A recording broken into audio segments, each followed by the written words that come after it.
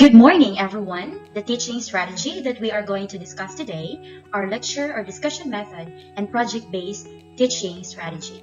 My name is Doreen Mahilong from Group 1, and I am tasked to discuss the lecture or discussion method. So as we go on with our discussion, I want you to lend me your ears, and also you can share your thoughts regarding our topic after the discussion. So what is a lecture method, or what comes to your mind when you hear the strategy lecture method? Lecture method is the most commonly used method of teaching.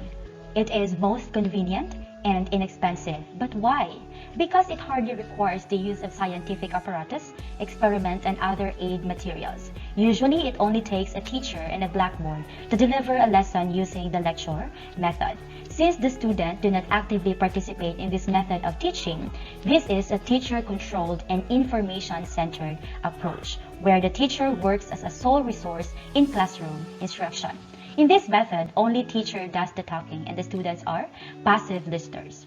But as a teacher, we can ask questions to keep our students attentive. In the field of education, lecture method is very frequently used. I myself still use this lecture method in delivering concepts in mathematics. But with our 21st century learners, we are having a hard time getting the attention of our students. So we are encouraged to use learner-centered approach in teaching, where we reinforce our teaching with activities that let our students be responsible with their learning, like hands-on activities, or usually in mathematics, we have our board work. We encourage our students to be active during our discussion. But as far as lecture method is concerned, it is a teacher-controlled and information-centered approach where students are passive listeners and listen to what the teacher have to say in front. So in the field of education, this method is used in order to acquire knowledge and concept. Lecture method mainly focuses on cognitive objectives. Cognitive objectives are statements of student outcomes in a lesson or unit which pertain to the acquisition of knowledge and ability to interpret that knowledge. For example, in mathematics, we have our objective: state the procedure in addition of integers and add integers using different approaches, and other cognitive objectives. These objectives are information recalling, so lecture method will be best to use where the teacher discusses the concepts while the students listen and is taking notes of the information given. And the main emphasis of this strategy is the presentation of the content. And in this method, teachers plans and controls the whole teaching and learning process. Lecture method is bounded by the following principles. A student can learn better through listening. When we teach listening, we allow students to follow directions, understand expectations, and make sense of oral communication. Students who listen in class gain better understanding of the content the teacher presents and can identify the fundamental concepts. Their concentration ultimately results in storage of information in memory. This helps the student when he needs to recall and build upon prior knowledge, especially in math, which is based upon previous skill attainment. For example, when the student is asked to construct a frequency distribution table, then he needs to recall the concept of range, class interval, cumulative frequencies, and other necessary concepts. Good listeners are better equipped to connect to new ideas and content. Second is through lecture method, the teacher makes an attempt to impart perfect and complete knowledge of the subject or the topic to the students. In lecture method, the teacher clarifies the content matter to the students by using voice command, gestures, and simple devices. So when we are using lecture method, we deliver the whole concept to our students, make them understand so that they can apply it in solving concept-related problems. Third, we have subject matter can be correlated with other subjects. So in the lecture method, where it is a teacher-centered approach, planning an entire teaching and learning process, we are always encouraged to correlate it with other subject areas. So it is one of the principles that a good lecture must have. Fourth, we have new knowledge is given related to previous knowledge. So in lecture method, the teacher provides a brief introduction on knowledge of learning before demonstrating the skill or introducing new area of learning. The teacher can plan ahead on how to bridge previous knowledge to new concept. So when to use the lecture method? First, it is used to give an overview of a large unit. So in presenting unit topic, we use lecture method to give general information on the subject matter. For example, when we introduce the concepts of function, first we introduce what the function is all about, its characteristics, and other important points through lecture method. Second, this method is an effective way for motivating pupils and developing their interest on the subject. So aside from students passively receiving information from the teachers, we can turn our lecture method into an interesting one by asking questions to the students, stimulating their interest and getting their attention. Number 3, we have, it is used for supplementing the pupil's reading and for clarifying main concepts. So through lecture method, teachers can clarify difficulties on the concept. Aside from students reading alone on the material, it is always helpful that the teachers discusses the subject matter. Number 4, this method helps to save the time of students by providing important information in a short time period. So through lecture method, we can introduce a concept to a large crowd, so we can save time in discussing the content again and again to smaller groups. Since the teacher mostly do all the talking, it can save time with many queries from the students. It simplifies the task as the teacher dominates the lesson for 70 to 85% of the lesson time and students just listen. Number 5, this method is used to provide background. Before the teacher introduces a new concept, necessary skills is discussed to provide background information for learners that is essential for the new topic. We also have our advantages when we use lecture method. First, it is economical with regard to time. Why? It is economical because it is possible to handle a large number of students at a time and no laboratory equipments or aids and other materials are required. It is just the teacher talking and delivering the subject content.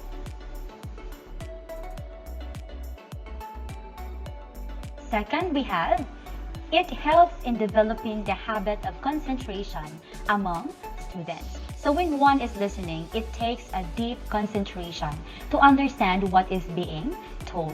So in the lecture method, students listen to the teacher and is taught to concentrate to be able to understand the concept and able to take note of the important things related to the subject being discussed. Third, it helps in achieving even higher order cognitive objectives, application, analysis, or even synthesis. So one strand of lecture method is it provides new information to a large group in a short period of time.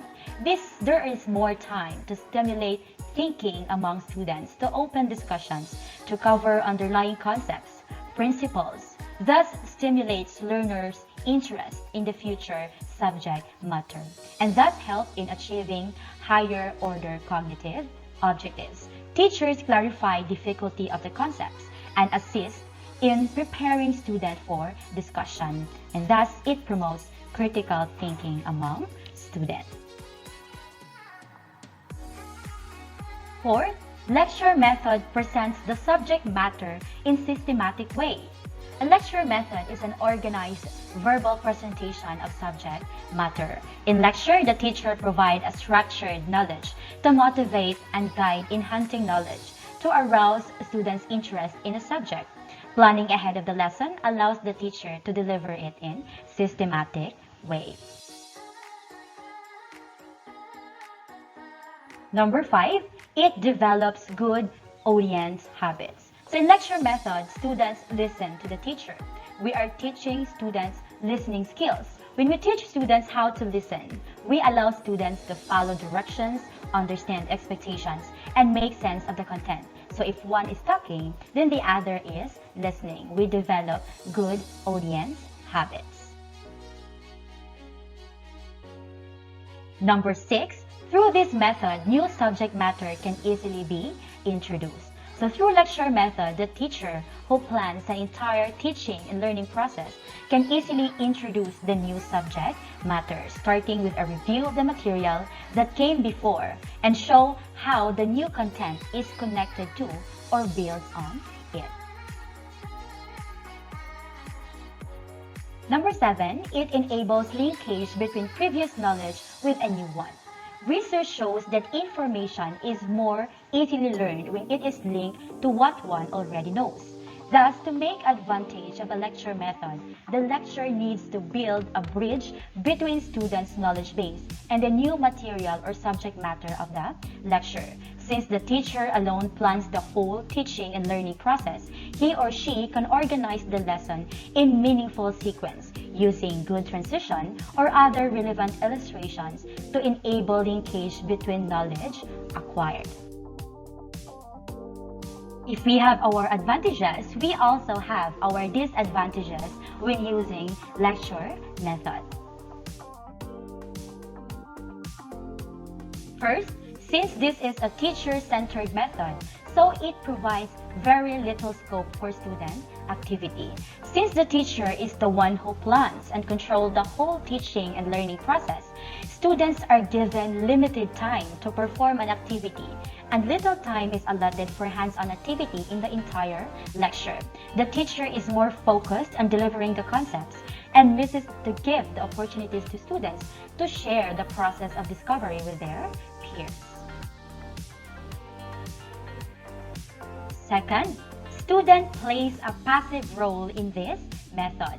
So the lecture method, the student's participation is negligible and students become passive recipients of the information.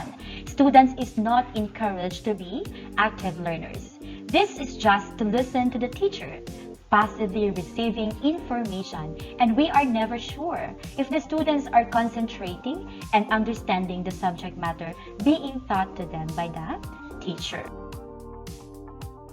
Third, individual differences are not taken into consideration.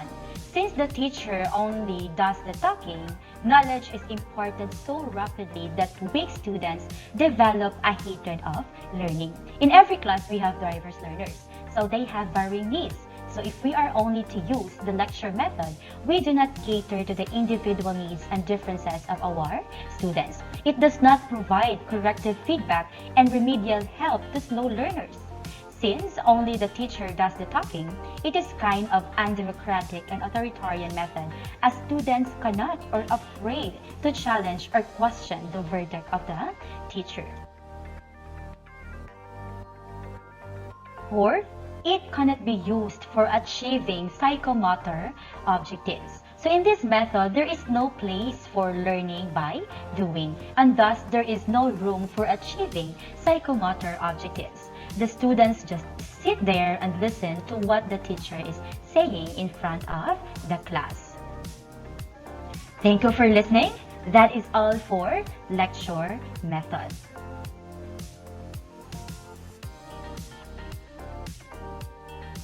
Hey, good morning everyone. This is Raymond Banwa, still a member of Group 1, and I am tasked to discuss to you about project-based learning. So do you have any idea what is project-based learning?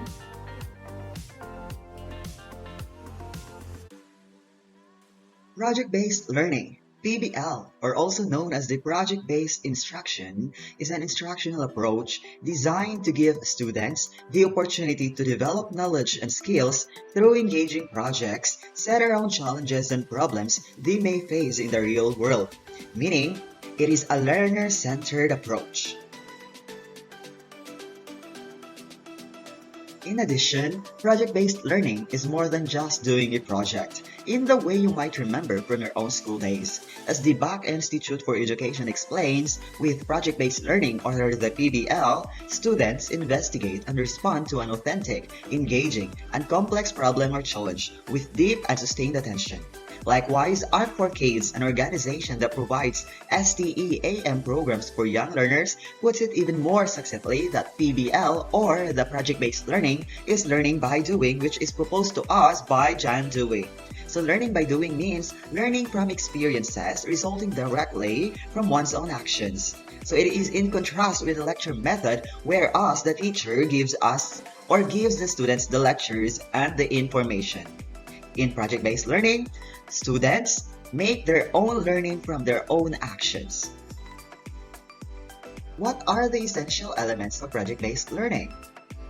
Project-based learning focuses on a big and open-ended question, challenge or problem, meaning the teacher should give challenging problem or question to the students. Then, this challenging problem will bring what students should academically know, understand, and be able to do into the equation. Thus, this challenging problem will dive into the skills that the teacher wanted the student to learn. This challenging problem should be inquiry-based. It should stimulate intrinsic curiosity and generates question. Thus, the teacher should see to it that the challenging problem should be of higher order thinking skills. Thus, if it is a higher order thinking skills, it should use the 21st century skills such as the critical thinking, the communication, the collaboration, and creativity. Build student choice into the process, meaning the teacher gives the opportunity, gives the chance for the student to make their own preparations, to make their own methods in order to complete the given challenging problem. Provides opportunities for feedback and revision of the plan and the project. So in this type of teaching strategy, the students will be given the chance to reflect upon themselves of what they have done wrong in the process. So meaning they will be able to critique, they will be able to refine the process themselves. It requires students to present their problems, research process, methods, and results. Of course, at the end of the day, project-based learning is all about students making their own design. So that's why they should be able to present their problem, their research process, and of course, their result, which is their own design. Again, the key elements to project design are the following. Number 1, a challenging problem or question provided by the teacher to the student. Number 2, the sustained inquiry, meaning the challenging problem or question should be of higher order thinking skills. Number 3 is authenticity. Since we are having a project design, we should see to it that our pupils or the students are the ones making their own steps or methods. Thus, there is student voice and choice in answering or completing the given challenging problem. In doing so, the students can make reflections on their own. They will be able to realize or make realizations. Of course, feedbacks for critique and revision should be given for them to improve or to refine their project design. Lastly, there will be time for public product. It is the time for them to present how they work, what are their methods in completing or answering the challenging problem. Now let's talk about the benefits of project-based learning. Project-based learning connects students to the world beyond the classroom and prepares them to accept and meet challenges in the real world in a way that mirrors what professionals do every day. Meaning, the project-based learning is a stepping stone for the students to make good decisions when they encounter real-life problems, just like that in buying things. So instead of short-term memorization and summative regurgitation, project-based learning provides an opportunity for students to engage deeply with the target content, bringing about a focus on a long-term retention. Since we're talking about long-term retention, we're talking about their lifelong activities. In doing so, this project-based learning will be of great help for them to make use of as they grow older. Popular terms like grit and rigor become embedded dispositions when learners sink their teeth into meaningful endeavors like those provided during project-based instruction. Meaning, the students provided with project-based learning will be courageous enough to face tough and very challenging problems in the real life. Project-based learning helps students develop teamwork and problem-solving skills along with the ability to communicate effectively with others. Since project-based learning is all about asking questions and collaborating with others, then their social skills will highly and will greatly improve. Technology-based projects are interdisciplinary, collaborative, inquiry-based, self-directed, motivating, and address the full range of student needs and learning styles. Again, this project-based learning is all about making the students holistically developed so that they can be well prepared in meeting up the challenge of the real-life situation. By highlighting standards including empowered learner, innovative designer, creative communicator, and global collaborator, you would think these standards were tailor-made with PBL in mind. Yes, exactly, because project-based learning is all about making the students well prepared in dealing with real-life situations. For example, if a student is faced with a problem in their community, he or she will be empowered enough to solve that problem. He will be able to make innovations to solve that problem. He can communicate with those people whom he needs to seek help for to solve that problem. And that's how project-based learning is very useful for students. But of course, there's a downside to it. The following are the challenges of project-based learning. Project-based learning requires you to coach more and to instruct less, to embrace interdisciplinary learning instead of remaining locked in a single subject silos, and to be more comfortable with uncertainty and discovery during the learning process. For many instructors, project-based learning is a stark contrast to the traditional education they experienced. Change takes time and is seldom without apprehension and challenges. However, when we consider the types of educational experiences we value for our modern learners, it becomes apparent the traditional sage-on-the-stage instructional model falls significantly short. Yes, very. Because when we are doing the lecture method, all this information came from our teacher. Yes, that's right. And our teacher, I myself is a teacher and I am also doing the lecture method. I will be very apprehensive in using this project-based learning. But since we are in the modern time, we should seek to it that we must improve ourselves also. So instead of just leaning on to the traditional method, we must open our minds for this much better learning strategy, which is the project-based learning. Again, this is Ray, and thank you for listening.